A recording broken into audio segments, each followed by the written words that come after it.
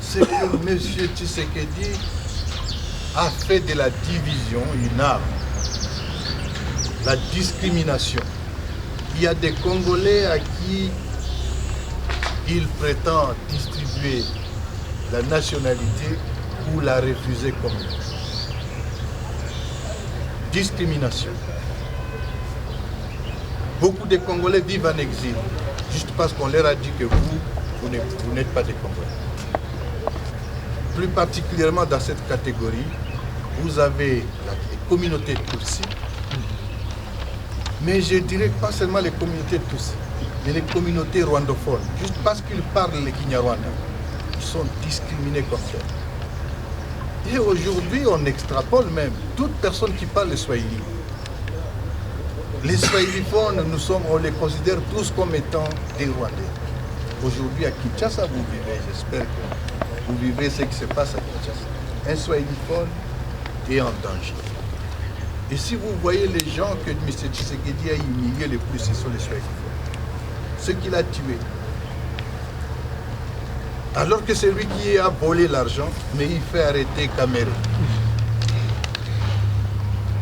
Il a humilié autant, on l'a tué. Nous tous, nous étions candidats à la mort. Et nous le sommes toujours. Alors ces 4 raisons font que nous avons nous avons des problèmes au Congo et ce que nous considérons comme des causes profondes de la crise qu'il faut examiner froidement entre nous Congolais et trouver les voies et moyens qui permettront une solution durable, de sorte que les tueries que nous vivons aujourd'hui à Béni, par les Édiens, on a fini.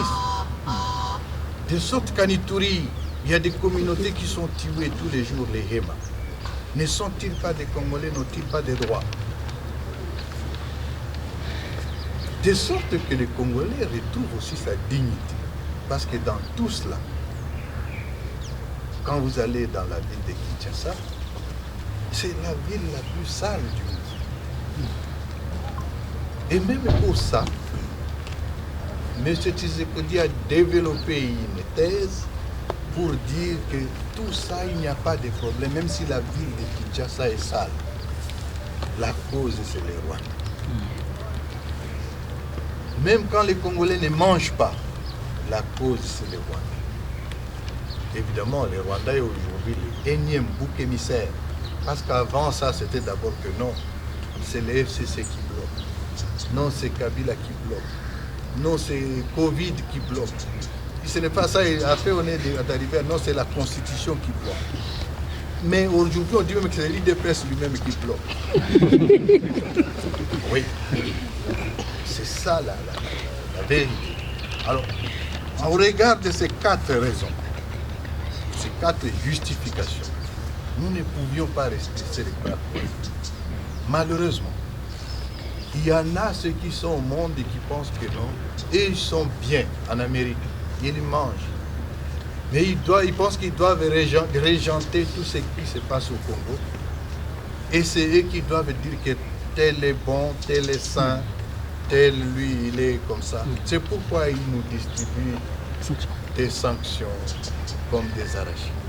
Les sanctions nous diront quoi? Les sanctions ne nous concernent. Vous avez affaire à des gens qui sont ici. Et c'est ce qui justifie aussi la détermination.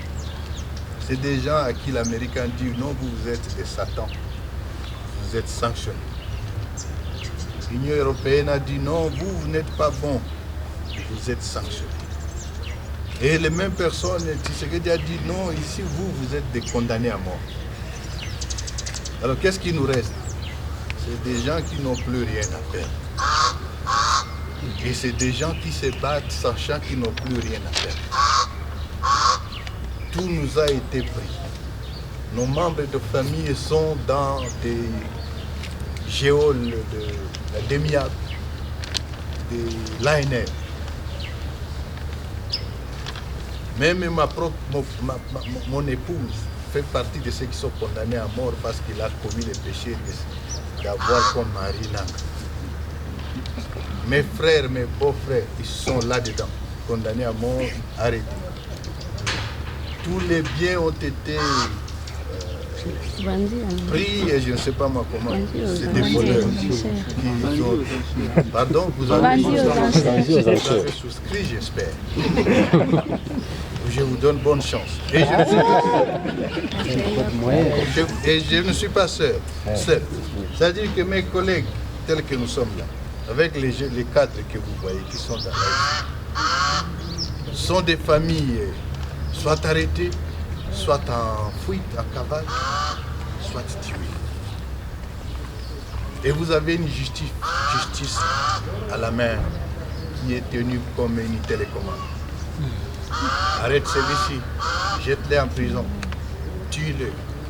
Et on doit rester comme ça. Non. Les sanctions ne nous disent rien, mais surtout quelles sont des sanctions injustes, non justifiées et basées sur les intérêts que nous ignorons. Mais nous, notre intérêt, c'est la dignité du Congo. C'est le développement du Congo. La fin de la souffrance, de la misère du Congolais. La sécurité de la Congolais. Mais dans tout ça, nous avons des valeurs. Et je terminerai par ça. Dans notre lutte, nous disons qu'il y a des valeurs que nous mettons en exergue. Ces valeurs, c'est quoi? Le patriotisme.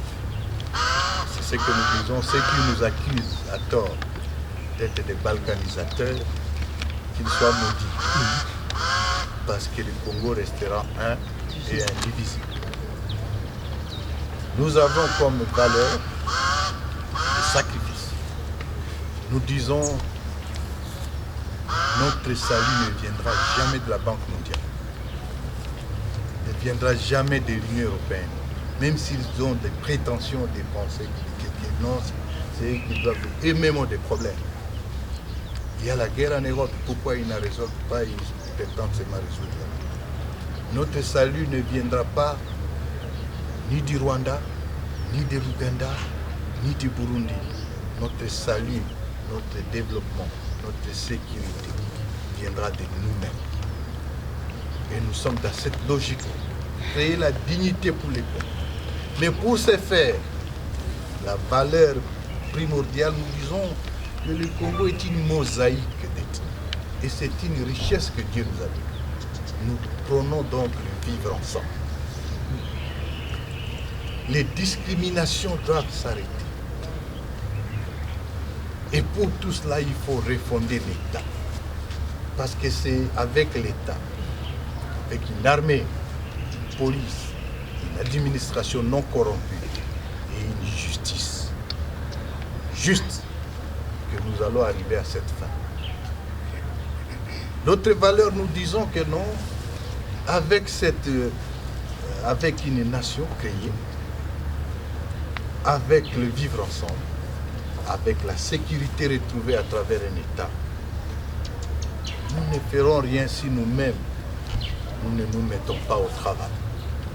Donc la valeur cardinale, c'est que nous devons travailler.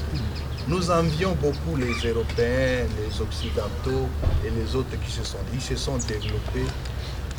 C'est le fruit du travail. Et c'est nous, ce sont ces valeurs-là que nous amenons et que nous voulons pour le Congo de demain. Si vous regardez le théâtre de M. Tshisekedi, qui ne comprend même pas ce qu'il doit faire normalement, ce n'est pas avec ce théâtre que le Congo peut penser demain, que nous pouvons imaginer que demain nous allons avoir une nation forte, réconciliée avec elle-même, mais vivant en paix avec les voisins, mais aussi nécessaire pour l'humanité tout entière, parce que le Congo regorge ce dont l'humanité a besoin. Je pense là aux ressources naturelles, stratégiques et critiques, mais aussi aujourd'hui à la défense, à la protection de l'environnement, au changement climatique, à la lutte contre les changements climatiques, à la transition énergétique. Nous, le Congo a beaucoup à donner. Et pour cela, le Congo a besoin d'un répondant.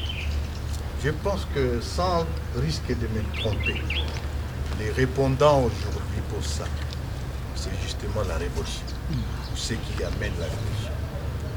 Je vous remercie. Merci. Peut-être pour votre information, l'un de ceux qui étaient utilisés pour commettre l'attaque, l'attentat de cet après-midi vient d'être appréhendé. Donc nous vous donnerons les informations là-dessus, mais nous allons garder un caractère transparent dans la gestion de ces dossiers. Je vous remercie.